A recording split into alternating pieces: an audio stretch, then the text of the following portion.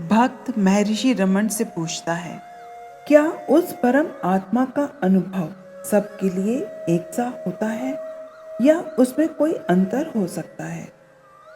भगवान बोले, उच्चतम अवस्था एक सी होती है और उसका अनुभव भी एक सा होता है। भक्त ने कहा, परंतु मैंने उस सत्य से जुड़ी व्याख्याओं में थोड़ा अंतर पाया है। भगवान बोले, व्याख्या मन में होती है, मन से होती है।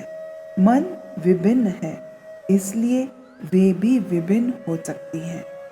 भक्त ने कहा, मेरे कहने का अर्थ है कि संत उन्हें अलग अलग तरह से बताते हैं।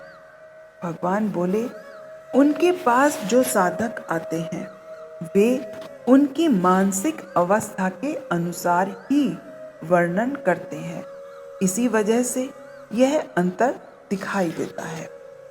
भक्त ने कहा, एक व्यक्ति ईसाई धर्म, दूसरा इस्लाम और तीसरा बौद्ध धर्म की बात करता है। क्या यह सब उनके पालन पोषण का प्रभाव है?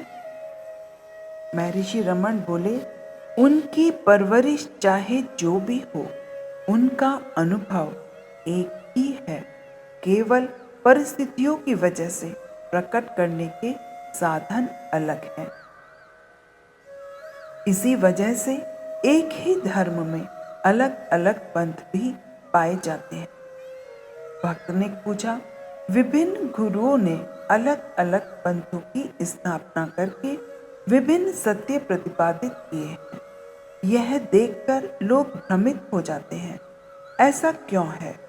भगवान बोले, वे सब अलग अलग दृष्टिकोणों से एक ही सत्य की शिक्षा देते हैं। विभिन्न प्रकार से बने विभिन्न मांगों वाले मन के लिए ऐसा करना जरूरी था, परंतु वे सब एक ही सत्य को प्रकट करते हैं। भक्त ने कहा, वे अलग अलग पथों पर चलने को कहते हैं, हमें किसका पालन करना चाहिए? भगवान बोले, आप पथ की बात ऐसे कर रहे हैं जैसे आप कहीं और हैं, आत्मा कहीं और है और आपको उस पथ पर जाकर उसे प्राप्त करना है, जबकि आत्मा अभी और यही और आपके सम्मुख उपस्थित।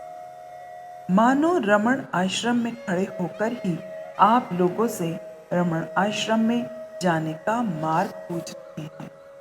फिर आप शिकायत करते हैं कि सभी अलग अलग रास्ते बता रहे हैं और आपको समझ नहीं आ रहा किस रास्ते से जाना चाहिए।